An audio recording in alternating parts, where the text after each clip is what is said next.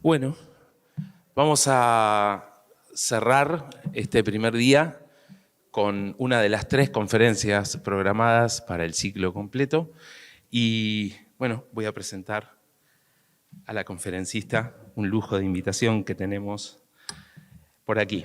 Bueno, esta conferencia la va a dar Natalia Rebollo, de México, que es coordinadora en Ayahuasca Defense Fund, abogada especializada en Derecho Internacional de Derechos Humanos por la American University Washington College of Law, máster en Derechos Humanos y Acción Humanitaria por l'Institut d'Études Politiques de París y fundadora de la Comisión Interparlamentaria de Derechos Humanos para México y Centroamérica, donde se desempeñó como secretaria técnica durante 3 años.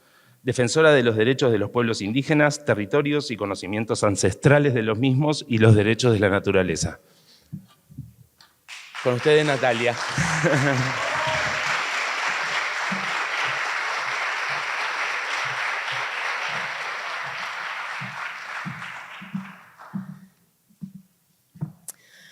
Bueno, antes que nada, obviamente, quisiera siempre comenzar agradeciendo a pues, todas las personas que envisionaron, que tejieron y que han sostenido este encuentro, esta unión y este tejido también. Creo que más que un foro, más que una conferencia, más que un encuentro, este tipo de foros nos permiten sostener una especie como de jícara, como llamaríamos Wixárika, para que se manifieste una visión que es hasta ahora un tanto desconocida para nosotras. Pero también es como si pudiéramos tener la oportunidad de expresar ese soplo de vida que se eleva como un rezo, ¿no? Porque estamos tejiendo algo desconocido que vamos escuchando, ¿no? que nos demanda guardar siempre mucho silencio interior para poder escuchar lo que necesariamente ha de manifestarse. Entonces, muchas gracias a todas las personas que han sostenido esto, de verdad, muchas gracias. Me gusta también pensar que somos producto o resultado de un rezo, de aquellos que rezaron para que hoy estuviéramos aquí, sosteniendo esta memoria antigua, sosteniendo esta palabra, y que estemos de alguna forma también haciendo espacio para que esta visión misteriosa pueda expresarse, ¿no? Me parece muy importante también que es una especie de revolución de pensamiento y es nuestra forma en la que en este continente se ha resistido. Entonces, pues honrando a esos ancestros que rezaron para que hoy estuviéramos aquí. Entonces, muchas gracias también a la Universidad Nacional de Quilmes por abrir este espacio y sostener esto que necesariamente viene a manifestarse. Si algo hemos aprendido de los pueblos originarios, de las naciones, de las comunidades indígenas, es que la palabra se camina. Esto es algo que ellos han hecho mucho énfasis por razones diversas. La primera, porque la palabra ha tenido la capacidad de abrir los caminos de aquellos que caminaron antes que nosotros, que nosotras, pero es esa palabra la que también permitirá y fertilizará el sendero de quienes caminarán después que nosotros, que nosotras, porque esto es un recorrido que trae sus propios tiempos, que trae sus propias pautas.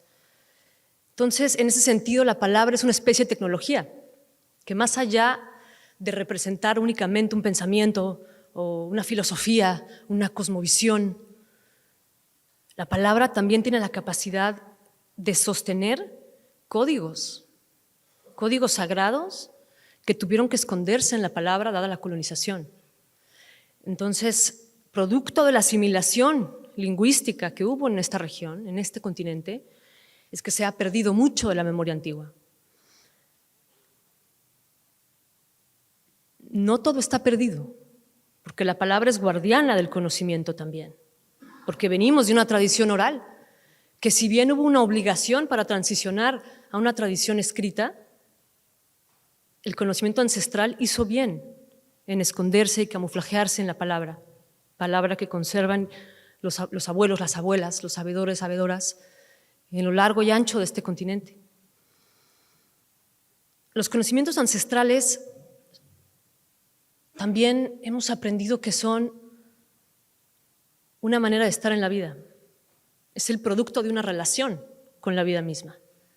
Entonces, ¿de qué hablamos cuando hablamos de conocimientos ancestrales? Porque los conocimientos ancestrales no se enseñan en las aulas, no se enseñan no se guardaron en las bibliotecas. No es un conocimiento al que se tiene acceso tan fácil, justamente porque venimos de una tradición oral. Lo que lo hace ancestral es que fue pasando de generación en generación. Entonces, nuestras bibliotecas, nuestras escuelas en este sentido, son los ancestros.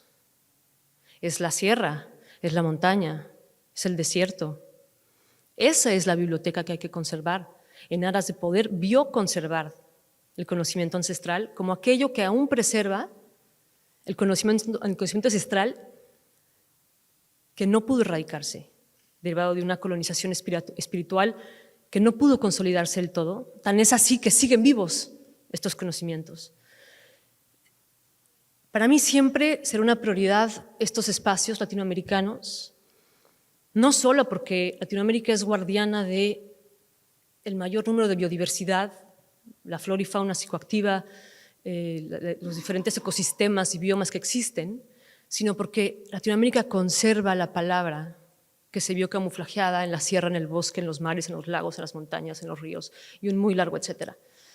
Para mí, la narrativa latinoamericana, en lo que han denominado el renacimiento psicodélico, es muy importante, porque es ese discurso que tiene que emerger desde aquí, genuino, desde una cosmovisión, desde una tierra que conserva los ecosistemas, los biomas, pero también la palabra que los abuelos han abierto y que han decidido compartir con mucha generosidad. Entonces, esta palabra ha subsistido y sobrevivido. La colonización espiritual que desde 1620 inicia, ¿no?, como una forma de erradicar, una forma de pensamiento, una forma de entender el mundo, cosmovisiones olvidadas, guardadas en las montañas, en los Andes, por ejemplo, y hoy son palabras que están vivas. Entonces, los retos que se derivan de la globalización de estas sustancias, pues son mayores. En primer lugar, porque hay oportunidades en este momento, hay caminos que se han abierto como nunca antes, y es que nunca ha estado mejor, por un lado, porque vemos cómo la investigación científica ha avanzado de manera importante, vemos cómo las alternativas de la salud están incorporando estos conocimientos de alguna forma, y bueno, tan es así que estamos aquí el día de hoy. Entonces, en este sentido, ese escenario de revertir una colonización espiritual, pues hoy está más cerca de ser honrada y reconocida que nunca. Por supuesto que vemos también del otro lado un momento muy bizarro para estar en este escenario, dado que vemos que se repiten patrones del pasado, patrones heredados como es el extractivismo, patrones heredados como es tomar ciertas sustancias, ciertas moléculas, sin tomar su cosmovisión, sin tomar su forma de estar en la vida, sin tomar la palabra que rodea. Entonces no puede entenderse, no puede bifurcarse una vez más una cosa de la otra, ¿no? Por otro lado, vemos estos escenarios que muchos estados han apostado por tener modelos de, unos le llaman legalización en ciertos estados, ¿no? Por ejemplo, en Estados Unidos, ciertos estados de ahí, otros han tenido, ¿no?, medidas más que se acercan a mercados regulados, otros han apostado por la descriminalización, en el sentido de mover las sanciones penales de algo criminal a algo administrativo, por ejemplo, que fue el caso de Portugal. Y luego vemos otras medidas más hacia la despenalización, que es únicamente, de alguna forma, descafeinar la penalización de facto, sin tener que necesariamente hacer reformas. Sin embargo, vemos que hay estas nuevas formas que ha tomado el colonialismo, que ha tomado el prohibicionismo, de tomar estos conocimientos y encontrar la forma camuflajeada para su erradicación total. Entonces, navegamos en este momento en una tensión muy ambivalente que poco hace sentido. Ahora, me parece que no es solamente desde este lugar como sociedad civil o como personas interesadas en este movimiento. Lo vemos también a nivel, por ejemplo, de las Naciones Unidas, como vemos una colisión de leyes en donde están los tratados de derechos humanos apostando por la despenalización, apostando por la regulación, pero luego vemos tratados internacionales en materia de drogas que apuestan más por la criminalización, apuestan más por la penalización, y entonces hemos tenido que ser una especie de híbridos para podernos mover entre dos tensiones que poco hacen sentido. Entonces, es en esa posición de ambivalencia es la que nos hemos tenido que aprender a mover. Entonces, este escenario, aunque si bien nunca ha estado mejor, pues también nos ha invitado a tener que movernos en esas aguas desconocidas para poder navegar las tensiones que desde ahí se desprenden. Pero lo que sí es definitivo es que aun cuando ciertas normativas, por ejemplo, de derechos humanos, pudieran ser la salida fácil para reconocer todo esto, para revertir la colonización, para reconocer las propiedades médicas, terapéuticas, etcétera, pues los estados traen esta costumbre repetitiva de siempre apostar por el marco más prohibitivo. Entonces me parece que ese es el eje principal, es como si fuera un colonialismo heredado de prohibición, de lograr la normalización de ciertas prácticas. Entonces es esa ambivalencia donde vemos, ¿no?, aguas difíciles de navegar, pero también oportunidades muy grandes en donde, por ejemplo, en esas zonas grises es donde por fin la sociedad civil, y quiero reconocer mucho a la sociedad civil, porque en tema de política de drogas ha sido crucial para el avance de las agendas en esta materia, y siempre estamos enfrentándonos a obstáculos bastante desgastadores, y ahí seguimos, ¿no?, navegando en estas aguas claroscuras. Entonces es un tiempo muy bizarro, muy ambivalente para estar hablando de estas sustancias en general, porque vemos este reconocimiento, ¿no?, vemos cómo las abuelas, los abuelos han decidido abrir su conocimiento con esta generosidad a compartir los tesoros que custodiaron y guardaron entre sus manos, pese y a pesar de la colonización. Y eso nos obliga, por otro lado, a tener una enorme responsabilidad para tratar con mucha delicadeza, con mucha responsabilidad, pues estos nuevos entendimientos, estas nuevas formas de estar en la vida que se nos invita, ¿no?, a reflexionar. Y desde mi muy humilde punto de vista, pues realmente el acento no debe ponerse necesariamente en la sustancia, sino en la cosmovisión que le rodea, justamente para prevenir de nueva cuenta esta costumbre extractivista de únicamente tomar lo que funciona. Ya lo han dicho hoy, ¿no?, pero es lo que pasó, el tabaco sagrado con el cigarrillo, la hoja de coca con la cocaína, y etcétera, ¿no?, el cacao con el chocolate, etcétera. Entonces realmente es tomar la molécula y lanzarla en el norte global sin su cosmovisión. Lo que se auguria es la repetición de este ciclo de neocolonialismo y de extractivismo. Entonces por eso la narrativa latinoamericana es crucial para revertir esto, ¿no? Entonces me honra mucho, de nuevo, lo repito, estar aquí. Siempre será mi prioridad esta región, por la palabra que aquí se custodia, ¿no? Entonces, entendiendo la palabra como el resultado de una relación con la vida misma y estas tensiones ambivalentes en las que estamos navegando, pues a nosotros como sociedad civil puede ser que no tengamos ese entendimiento de lo que realmente está ocurriendo. Sin embargo, hace unos meses tuve el enorme privilegio de sentarme con un abuelo guardián de la cultura náhuatl, que abarca los teotihuacanos, los mexicas, y todos esos que conservan la lengua náhuatl. Y me explicaba que esto es completamente normal y que solamente es una buena señal.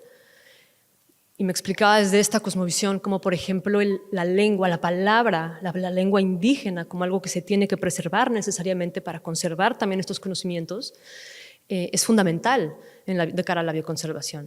Me decía, por ejemplo, en la lengua quechua o en aymara, el pasado está enfrente, porque ya lo conocemos. Y el pasado está detrás, porque no tenemos ni idea. En el tiempo que conocemos, ¿no?, occidental, pues es una línea del tiempo. En la cultura mexica el tiempo es cíclico, es repetitivo. Y esto nos habla también de la cosmovisión que hay detrás de la palabra. Entonces, mucho se ha dicho acerca de estas nuevas, algunos le llaman profecías, pero recuerdo muy bien el 21 de diciembre del 2012 que todos estábamos esperando que el mundo se acabara, ¿no? No sabíamos bien cómo se iba a acabar, pero bueno, era una lectura un poco sensacionalista de lo que es la piedra del sol, la casa del águila, o también conocido como el calendario azteca. Básicamente En el calendario azteca está Tonatiuh, que es el dios del sol en el medio, rodeado de 4 soles, entendiendo que cada sol que ha tenido esta humanidad dura 6.625 años con un periodo de transición de 29 años, en el cual en este momento, en esta cosmovisión, estamos transicionando del 5º al 6º sol. Esas tensiones, desde la perspectiva de estos abuelos, son completamente normales porque somos esta generación la que está navegando una transición en donde el 5º sol, que es un sol de justicia, es una purga global de injusticia para que pueda haber justicia, donde venimos de un sol masculino que ha abusado de su energía masculina, que ha venido a la opresión, el nacimiento de las guerras, las religiones, etc., hacia el 6º sol, que es un sol femenino, y es un sol en donde se despierta el Quetzalcóatl. El Quetzalcóatl es básicamente la serpiente emplumada, que toma la energía femenina del suelo y la celestial a través de las plumas para entonces adquirir el conocimiento. Este abuelo también nos contaba en un círculo de palabra, poco se sabe de esto, dado que los cronistas coloniales pudieron registrar alguna de estas cosas, pero Cuauhtémoc, el último tlatoani de esta civilización gobernante, antes de entregar el poder a los españoles, lo dijo con toda claridad y está registrado en los cronistas, ¿no? Guarden los tesoros que serán necesarios para el 6º sol. Los tesoros son los conocimientos. El tesoro no era el oro que se estaba buscando, el tesoro es el conocimiento que se tuvo que camuflajear y que esconder en la palabra, en la naturaleza, para entonces sobrevivir esta transición.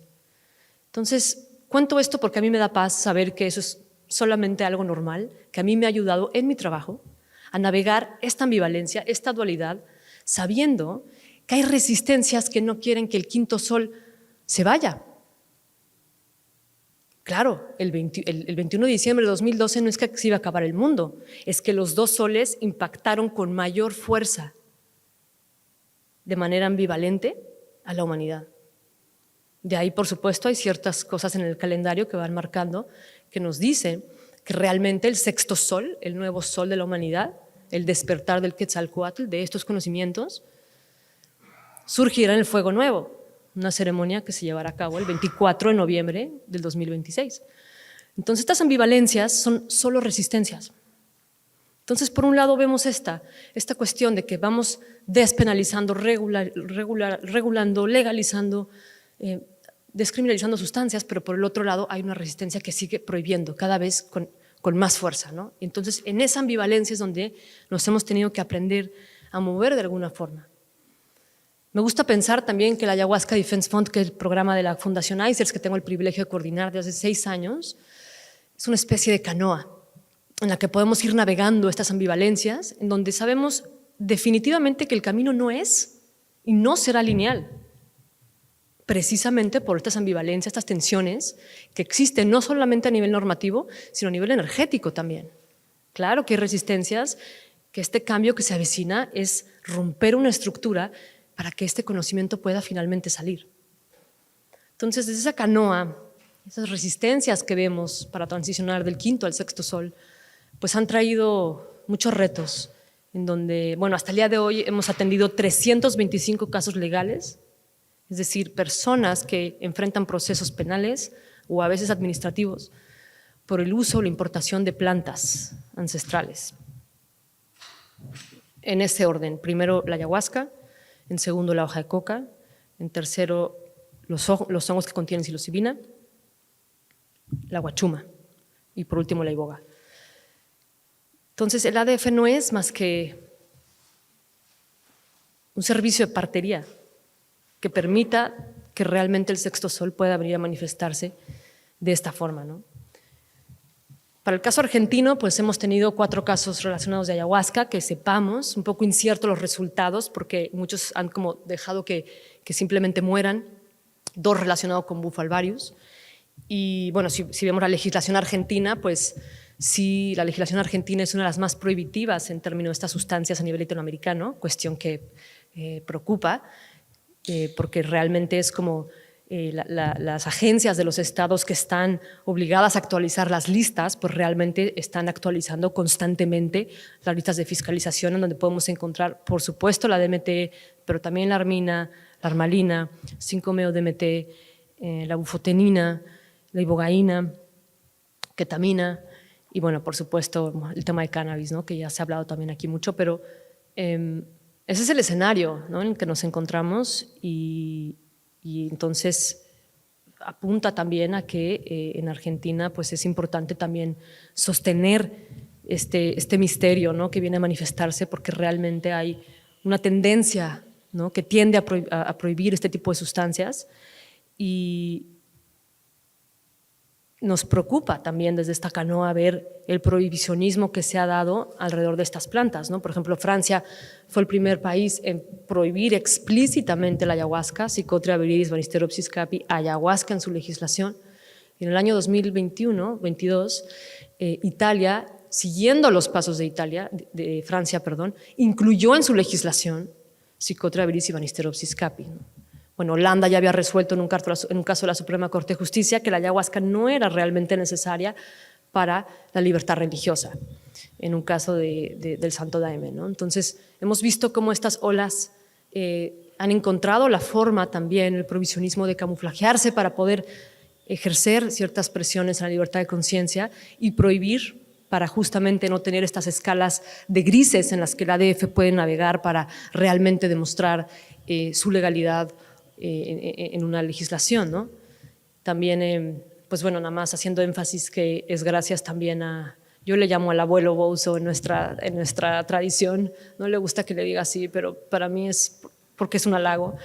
Pero bueno, hacemos mucha investigación estratégica, y es gracias a toda la investigación estratégica que podemos ir a juicio donde sea que estemos y demostrar la legalidad de estas plantas, demostrar que no responden a la categoría de droga, ¿no? Entonces es la necesidad de ir caminando también con la evidencia científica, porque muchas personas indígenas nos dicen, ¿para qué hacen investigación científica con algo que está demostrado su seguridad, está demostrado su nula toxicidad, está demostrado que realmente no tiene un impacto negativo en la salud pública? Todo lo contrario, por supuesto, pero eso nos sirve para ir a juicio y ir, ¿no? Un poco emprendiendo esta batalla, esta lucha en contra del prohibicionismo, y por eso la importancia también de dar luz y dar vida a las nuevas epistemologías que integren los saberes ancestrales como una manera legítima de hacer ciencia. O sea, las ciencias autóctonas tienen una metodología distinta a la que conocemos, pero es cómo podemos envisionar esta nueva forma de hacer ciencia en donde se integren ambas formas de comprender el mundo para realmente arrojar pues resultados que no vengan de una perspectiva reduccionista, colonial o realmente bajo un lente muy limitado en este sentido, ¿no? Entonces, más allá que hablar de enteógenos o alucinógenos o psicodélicos o sustancias psicoactivas, no estoy segura que podamos nombrarlas. Siempre hay muchas discusiones sinceramente muy ricas a nivel filosófico de cuál es el nombre de estas sustancias, ¿no? Porque no encaja la definición de una con la otra, a unos no les parece esta, a otros no les parece otros. A mí me gusta eso porque nos habla de que quizá no son tan obvias, quizá no tienen un nombre, ¿no?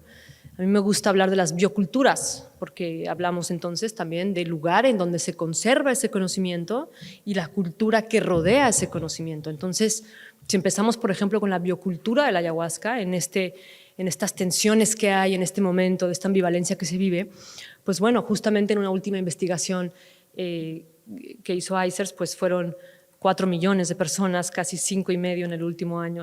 Los números y las estadísticas a mí me cuestan, pero sé que eran 820,000 personas en el 2019, más, ¿no? 4 millones que en este estudio se hizo. Entonces, realmente los resultados son pues muy ilustradores de la necesidad o el interés que hay por estas sustancias, ¿no? Sin embargo, pues hay una sombra a todo esto, y por sombra no me refiero al lado oscuro, al lado malo, me refiero a hay una sombra que no podemos ver desde donde estamos, ¿no? Que es una situación de privilegio, que tampoco amerita que tengamos culpa, pero sí responsabilidad de poner este privilegio al servicio.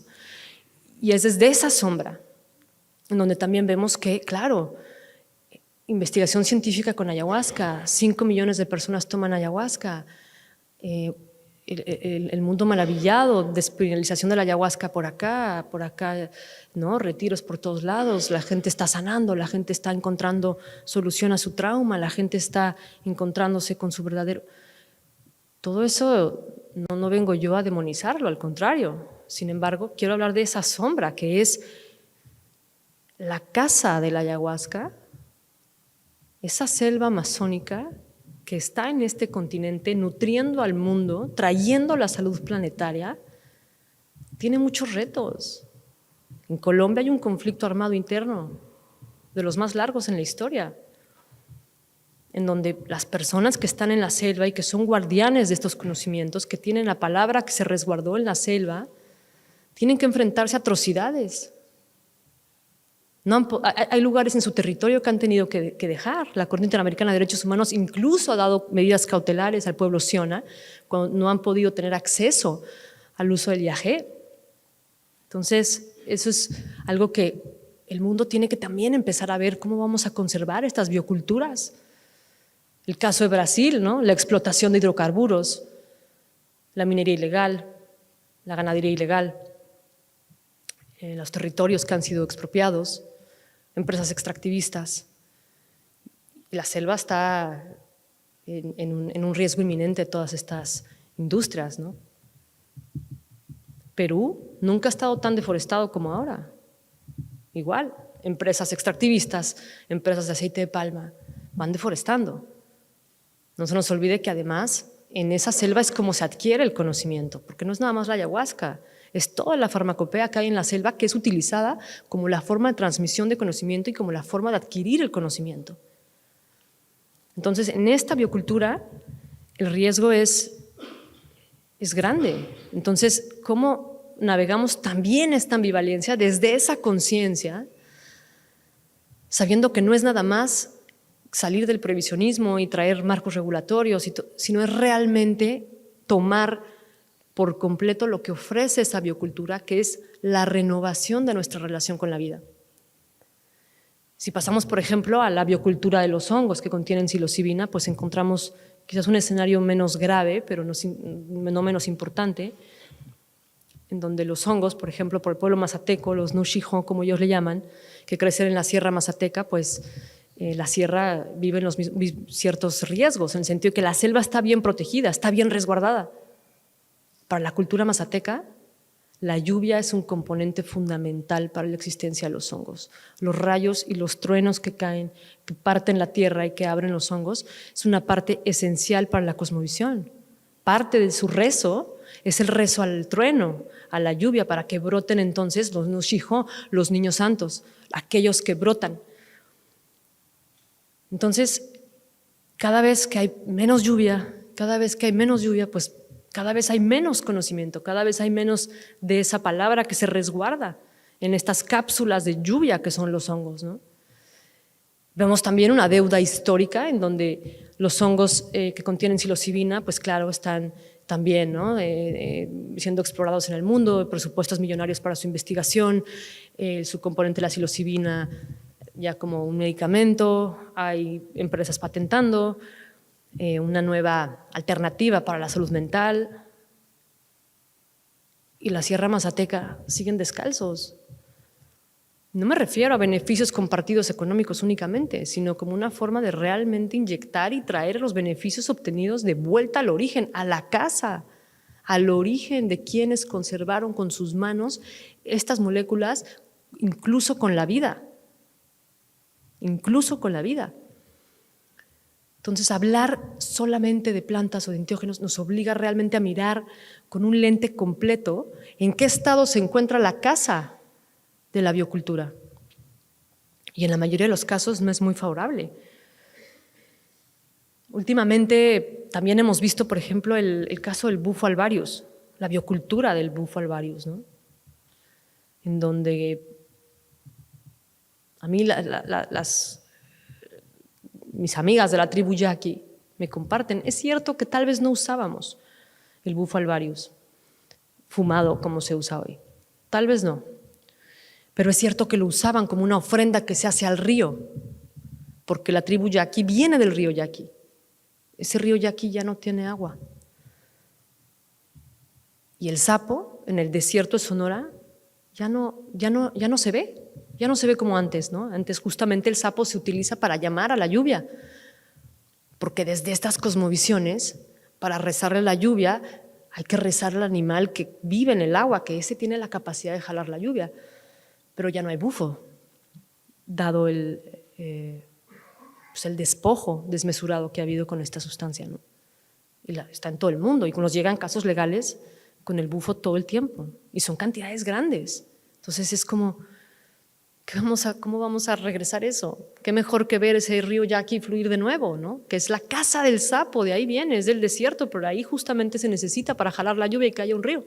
El sapo es el único animal indispensable para la lluvia, está de manera transversal en todas las culturas mesoamericanas. Pero hoy hay una explotación, un extractivismo de traer únicamente la sustancia sin su biocultura. Entonces, esta es otra parte que estamos midiendo, ¿no? La tribu yaqui lo que pide es que haya una veda. Así como hay vedas para pesca, pues que haya una veda por un cierto tiempo para permitir que el sapo se regenere. La pregunta es si la comunidad que la utiliza está dispuesta a eso. Porque eso trae entonces la comercialización de estas sustancias.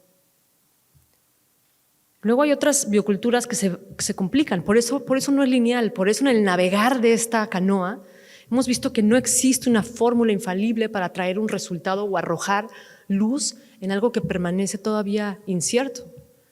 Para el caso del jícuri o del peyote, donde el desierto de Wirikuta es un ecosistema fundamental para el peyote, pues vemos claramente lo mismo, ¿no? Que ha habido un despojo del turismo peyotero o una exportación del peyote, cuando por supuesto el peyote trae un ritmo, trae sus propios ritmos de crecimiento, tarda bastante en crecer y hay pues un uso irresponsable en este sentido.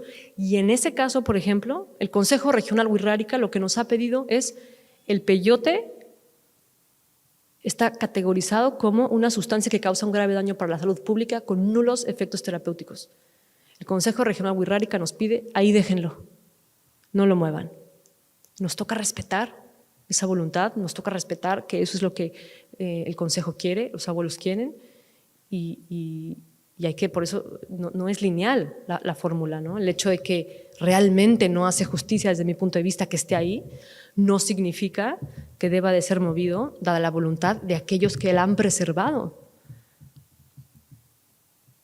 Y solamente los Wixárika fueron los que mantuvieron el uso del peyote, pero hay un sinfín de grupos, de pueblos originarios que tuvieron que dejar de utilizar el peyote dada la persecución y los juicios en la Santa Inquisición por el uso de esta sustancia, ¿no?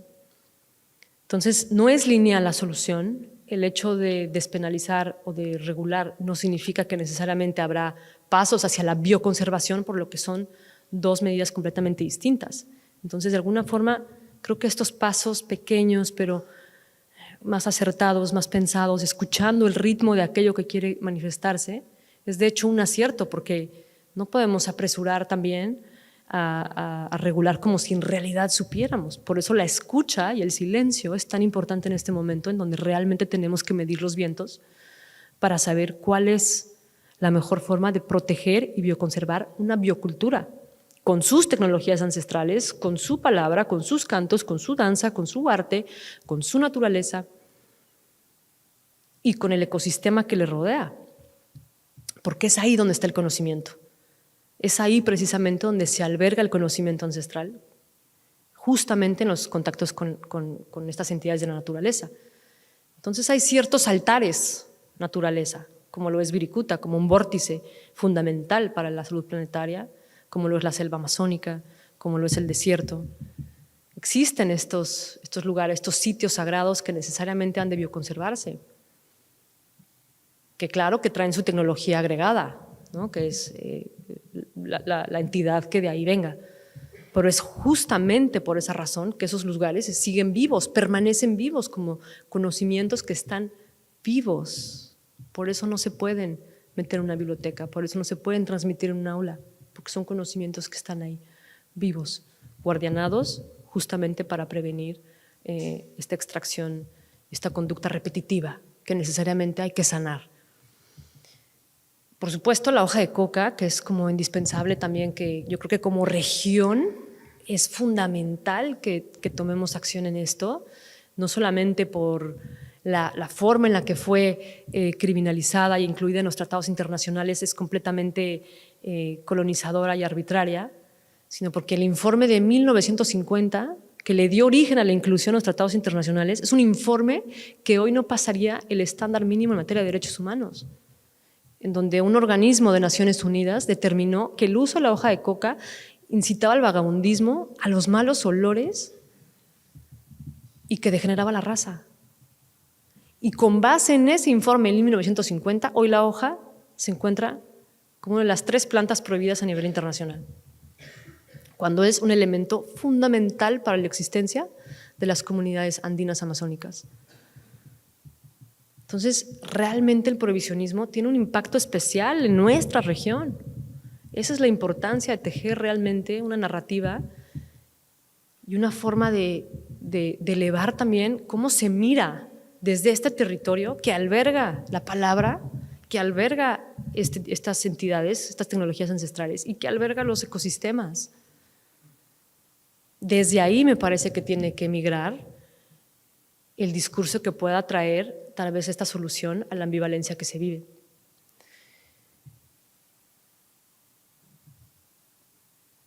El gobierno de Colombia y el gobierno de Bolivia han hecho esfuerzos recientes para pedir justamente para que se considere la reclasificación de la hoja de coca.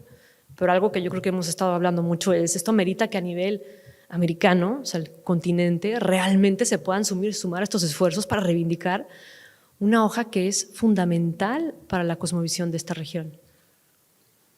Entonces, este renacimiento psicodélico se mira un poco más allá de ambivalente, complicado porque la solución no es lineal y porque hemos tenido que navegar con diferentes gorros adaptándonos a esta situación tan bizarra, tan extraña, pero que de alguna forma va marcando el tiempo, ¿no?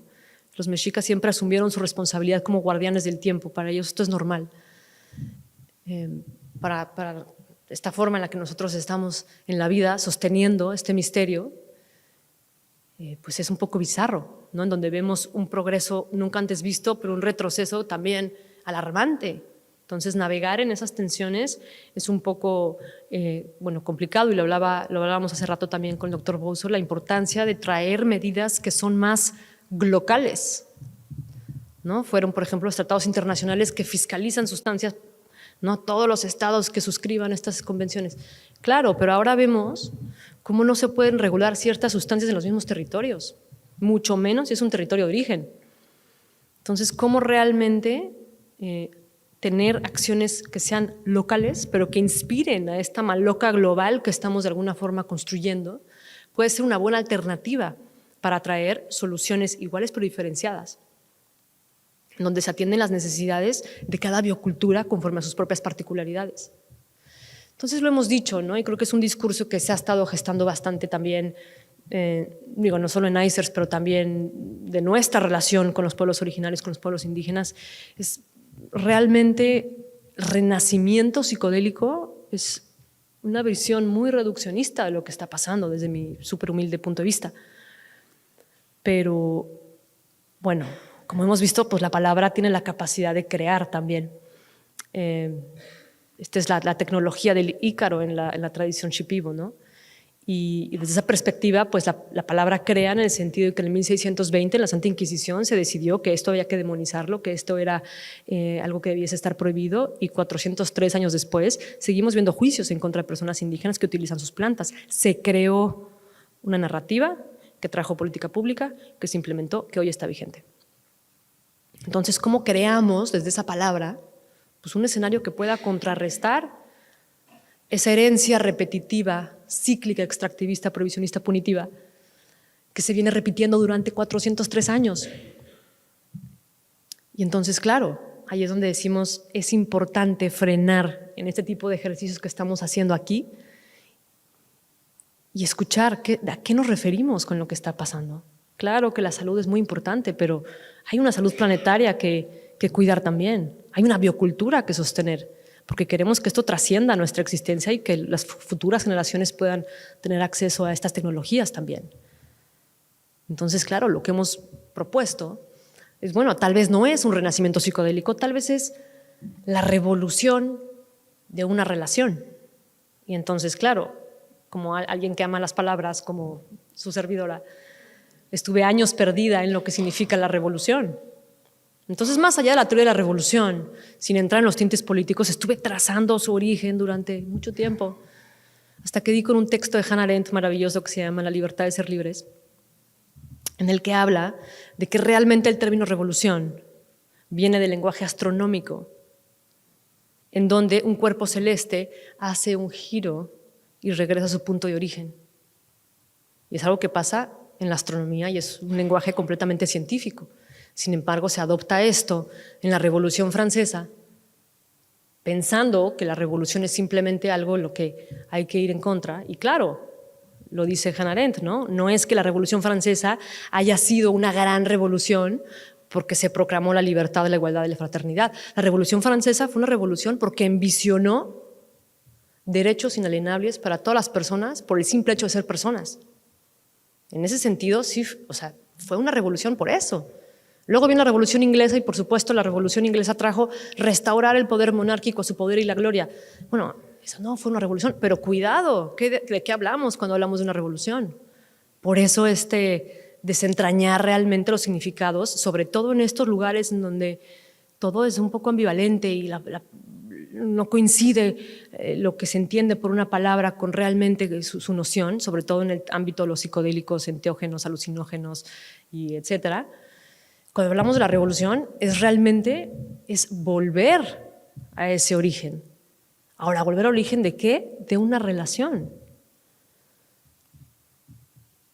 Porque estas entidades, estas tecnologías siguen vivas porque son la expresión de la relación de un pueblo con la vida, de la relación de un pueblo con la sierra, con el desierto, con el lago, con la montaña, con los apus, etc. Entonces, la relación involucra necesariamente esa conexión. Entonces, ¿qué pasa si tomamos una molécula y la vamos a patentar y se da en un contexto clínico? Cuidado, no me opongo para nada, yo no vengo aquí a demonizar ninguna sustancia, simplemente lo que quiero llegar es ¿dónde está la relación? Porque entonces se vuelve el ciclo repetitivo, prohibicionista, colonizador, extractivista, en donde, entonces claro, podemos exportar la sustancia, pero no se exporta el modelo de salud que viene con ella, que no, la salud mental es una versión mínima de cómo se entiende la salud en los pueblos originarios. La salud es un tema que tiene que ver como algo biopsicoespiritual, pero también la relación con la tierra, la relación con el territorio. Estas entidades, estas tecnologías son una parte fundamental de los pueblos indígenas con sus territorios ancestrales. No puede haber uso de estas cosmovisiones y de estas tecnologías si no está garantizado sus tierras ancestrales, de las cuales han sido despojados. Entonces todo está realmente interconectado. No es que hablemos de un tema de salud, es simplemente si extraemos una molécula, una sustancia, sin el modelo de salud que la acompaña, estamos destinados a repetir lo que nos trajo a este momento. Entonces, es así también que es una revolución, pero en el otro sentido, no orientada hacia la libertad. No puede haber revolución sin libertad, idealmente. Entonces, es en esta revolución de una relación con la vida, ¿no? Que es algo que también los pueblos indígenas han apostado, también es algo que han compartido, es su forma de estar en la vida que han compartido y que es algo que necesariamente tiene que verse reflejado en las narrativas, en los discursos y en las políticas que crean desde esa palabra. Entonces, creo que este punto es fundamental, que no se ve reflejado en los discursos dominantes alrededor de esta planta, pero que en este continente se van tejiendo. O sea, si se escucha desde dónde el continente latinoamericano va entendiendo esto, sabemos que hay algo más. No sabemos bien tal vez hacia dónde, pero sabemos que esa narrativa de hecho nos incomoda. Entonces es esa palabra que vamos gestando, que vamos tejiendo. Por eso estos foros son fundamentales, porque es una forma en la que podemos ponernos de acuerdo y alinear realmente, si se decide que esto es una revolución de una relación, cómo podemos realmente hacer fuerza para poder restaurar esa relación de la cual está completamente rota. Entonces, desde mi punto de vista, el escenario se pone un poco más complejo cuando buscamos la solución, porque creo que las leyes, las legislaciones como las conocemos, que son emitidas por una Cámara de Senadores, una Cámara de Diputados y que pasan por un poder parlamentario que nos van a decir exactamente cómo regular todo, serán insuficientes, porque no podemos regular la vida. Y una vez más, estamos en esta paradoja de entrar al antropocentrismo del hombre, el ser humano, regulando la naturaleza. Entonces hemos estado mirando en los últimos años qué pasa con las leyes no escritas. Porque los pueblos indígenas tienen leyes no escritas, sus sistemas de derechos son muy sofisticados porque no tienen una codificación, porque vienen de una tradición oral. Sin embargo, hay mucho respeto a la ley. Lo que pasa es que son leyes no escritas, lo cual muchos de ellos conocen como la ley de origen. Y esa es la ley que gobierna. Entonces, en esa ley de origen, la reciprocidad es un pilar fundamental para sostener la maloca global. Entonces, claro, hay muchos diálogos ahora de la reciprocidad y los pueblos indígenas nos dicen, es muy fácil la reciprocidad, es nuestra forma de estar en la vida, natural. ¿Por qué? Porque tú inhalas, tomas oxígeno y exhalas dióxido de carbono. Las plantas y los árboles toman el dióxido de carbono y traen el oxígeno. Entonces estamos en una constante reciprocidad cada vez que respiramos. O sea, no es nada que hay que entender desde lo intelectual, y es simplemente honrar esa ley de origen, esa ley no escrita que también ha hecho que estas entidades puedan seguir vigentes, ¿no? Entonces, ¿cómo nos aseguramos de que no estemos tomando más de lo que estamos dando? Por eso la mayoría de los pueblos originarios de esta región, que son como 522 pueblos indígenas, 420 lenguas que se hablan en Latinoamérica, muchas de ellas al borde de la desaparición, lo cual implica que se perdería mucho el conocimiento ancestral si se pierde esa lengua, dado los códigos que se albergan ahí, de las cuales no existen traducciones al castellano. Desde ese sitio hay un respeto a la ley de origen por una razón, porque no hay una sanción penal, no hay nadie que te va a llevar a juicio, pero hay un desbalance energético que resienten las bioculturas, que resienten los ecosistemas, que resienten esas tecnologías. Y también los pueblos indígenas nos han enseñado que absolutamente todo tiene un cuerpo, tiene una mente y tiene un espíritu. Entonces, ¿cómo se medicaliza el espíritu de algo? ¿Qué pasa con el cuerpo y qué pasa con la mente y qué pasa con el...? Trae un imbalance que necesariamente golpea duro a estas comunidades. Entonces, creo que es un momento fundamental para realmente arrojar luz en qué pasa con el derecho no escrito, qué pasa con las leyes espirituales. Eso también hay que exportarlo. El respeto que se tiene que tener a esa ley de origen que trajo estas sustancias, que trajo estos ecosistemas y a los espíritus que guardianan estos ecosistemas, que además es la forma en la que se adquiere el conocimiento. Y lo mismo, en náhuatl, como digamos la persona sabia es el tlamatimine. El tlamatimine lo único que hace es refleja, como si fuera un espejo de obsidiana, refleja a la persona que está frente, su sombra, su luz. Y entonces desde ahí, desde ese tlamatimine, en esta región, tiene que erigir ese nuevo discurso. Porque estamos hablando de la forma en la que estamos decidiendo estar en la vida. Puede ser con ensayos clínicos. Bozo, no tengo nada en contra de los ensayos clínicos, te lo juro. Pero va más allá. Tiene que ir necesariamente más allá. Porque entonces se está honrando al altar humano. no el altar de la naturaleza. Y estas plantas vienen y están aquí porque el altar humano honró el altar de la naturaleza. Entonces creo que las leyes espirituales, la ley de origen, nos invita también a modificar la relación que tenemos con la ley, en donde aquellas leyes que no tienen sanciones, como las conocemos, pues ¿qué pasa si de buena fe se comienzan a cumplir, ¿no?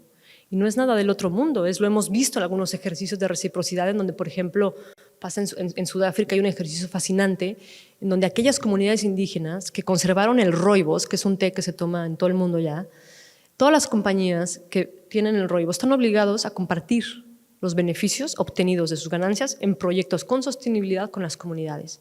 Entonces, claro, hay un protocolo en Nagoya que la mayoría de los países latinoamericanos forman parte y están firmados y ratificados, en donde se prevén los beneficios compartidos. Lo que pasa es que, claro, los países del norte global no son parte de estos tratados. Entonces, una vez más, estamos en esta disyuntiva, ¿no?, en donde estamos a punto de repetir estos ciclos del pasado. Sin embargo, pues bueno, tenemos a los pueblos indígenas que han sostenido este modelo, esta forma de estar aquí en la vida, y es a través de estas leyes no escritas que podremos no solo revertir, sino en realidad honrar y traer estas tecnologías a nuestra sociedad desde un respeto absoluto, sabiendo que todos cabemos ahí, porque es una maloca global la que se está tejiendo en este momento. Entonces, hablar de los retos de la globalización es un poco complicado, pero también la verdad es que me gusta reconocer que nunca hemos estado mejor.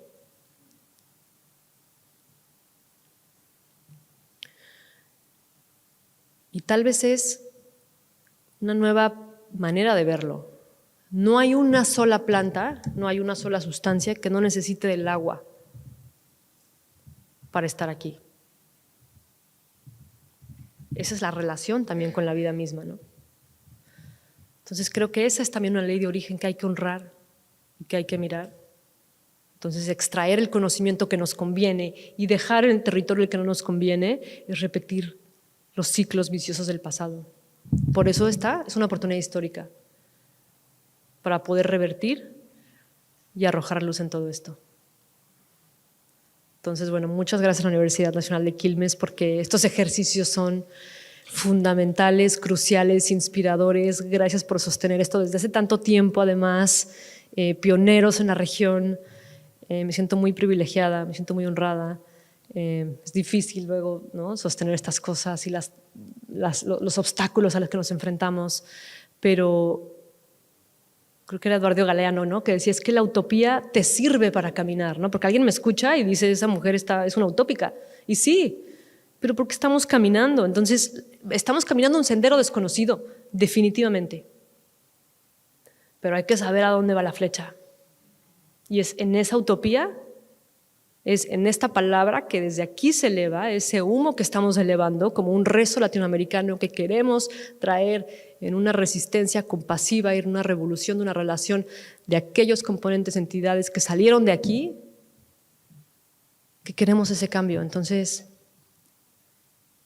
yo deseo de verdad que estas narrativas se sigan gestando, estos espacios tan armónicos y tan orgánicos también. Entonces, de verdad, no canso de agradecer a todo el equipo. Muchísimas gracias en serio por todos sus esfuerzos y nos sentimos muy honradas, muy privilegiadas de estar aquí. Muchísimas gracias.